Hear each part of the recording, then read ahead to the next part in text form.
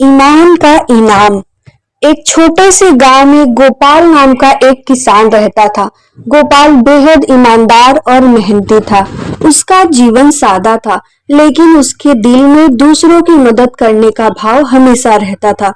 गांव के जमींदार ठाकुर साहब गोपाल की ईमानदारी के बारे में जानते थे। एक दिन उन्होंने गोपाल को बुलाया और कहा, गोपाल, मैं अपने खजाने की रखवाली के लिए तुम्हें जिम्मेदारी देना चाहता हूँ। मुझे तुम पर पूरा भरोसा है कि तुम इसे सुरक्षित रखोगे। गोपाल ने काम स्वीकार कर लिया। वह हर दिन ठाकुर साहब की खजाने की रखवाली करता। एक रात जब सभी सो रहे थे, गोपाल ने खजाने की अलमारी खुली देखी। उसमें से कुछ सोने के सिक्के गायब थे। गोपाल ने तुरंत ठाकुर साहब को सूचना दी। ठाकुर साहब ने पूरे गांव को इकट्ठा किया और कहा, हमारे खजाने से सिक्के चोरी हो गए हैं। चोर को पकड़ने के लिए हमें एक उपाय करना होगा। ठाकुर साहब ने एक तरकीब सोची।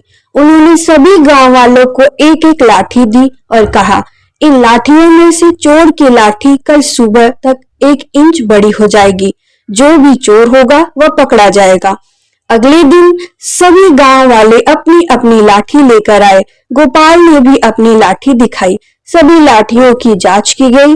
ठाकुर साहब ने देखा कि एक व्यक्ति की लाठी छोटी हो गई थी। वह व्यक्ति डर गया और चोर होने की बात कबूल कर ली। दरअसल उसने सोचा था कि उसकी लाठी सच में बड़ी हो जाएगी, इसलिए उसने रात में उसे काट दिया। ठाकुर साहब ने गोपाल की ईमानदारी और सतर्कता के लिए उसकी बहुत प्रशंसा की और उसे इनाम में जमीन का एक टुकड़ा दिया। शिक्षा: ईमानदारी और सतर्कता हमेशा अच्छे परिणाम लाती है। झूठ बोलने और गलत काम करने वाले हमेशा पकड़े जाते हैं। दोस्तों, मैं आशा करती हूँ कि आज आपको हमारी ये कहानी जरूर पसंद आई होगी। अगर आप ऐसी ही नई नई कहानियों को देखना चाहते हैं तो प्लीज हमारे चैनल को सब्सक्राइब करके वीडियो को लाइक जरूर करिएगा।